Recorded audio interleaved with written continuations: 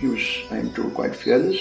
One of the things that I was taught was love for country, duty to the country. Whenever I was asked, I'm just doing a test with guess, and what are you? I say, I'm a Kor.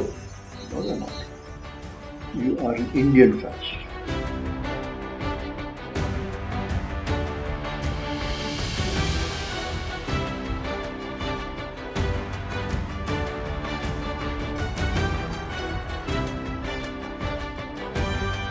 He was, I am told, quite fearless at the time of the 1948-1949 war, 47-48 war.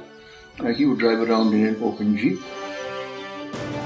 His standards were so high that he would often say that he was his own worst enemy, General Timaya.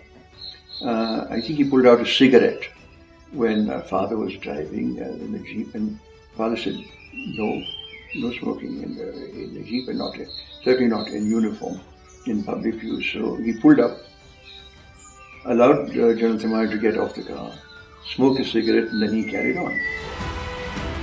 One of the things that I was taught was love for country, duty to the country, love for, and to God, country, and people. As I said, he was staunch Indian, and whenever I was asked, I'm just doing a test with guess, and what are you? I say, I'm a Kor. No, they're not. You are an Indian first.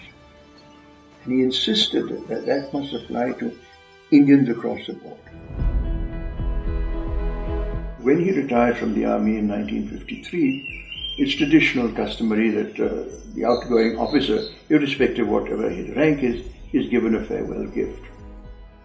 So he was presented he was asked what would he like? Would he like a silver tea set or a coffee set or whatever?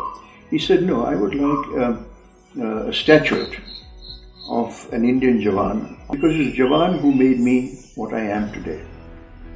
As a result, after he retired, every morning, having got ready for breakfast, he would come and stand in the drawing room and first of all say a silent prayer to his parents.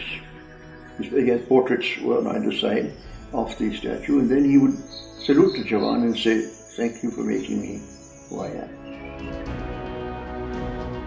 He had a pretty good relationship as Commander-in-Chief with Nehru. And in fact, when my grandfather came to visit Dad in Delhi as Commander-in-Chief, he expressed a desire to go and call on the Prime Minister. The Prime Minister said, no, I will come and call on my father, which he did. Thereafter, I do remember one particular occasion when when the Prime Minister had a very private dinner, a farewell dinner to father just before he demitted office. And a cousin of mine, my sister and I were also invited to that dinner. And we sat at the same table, father and Nehru on one table, probably one other table and three tables. And we were entertained by Krishna Menon, who sat at our table. And he insisted that as anyone who sat at his dining table must be properly dressed. And in his idea of properly dressed, you must wear a tie and jacket or a bangala. He himself would always be dressed in a suit for breakfast and lunch, a light colored suit maybe, but dinner was always either a dark colored suit or a bangala.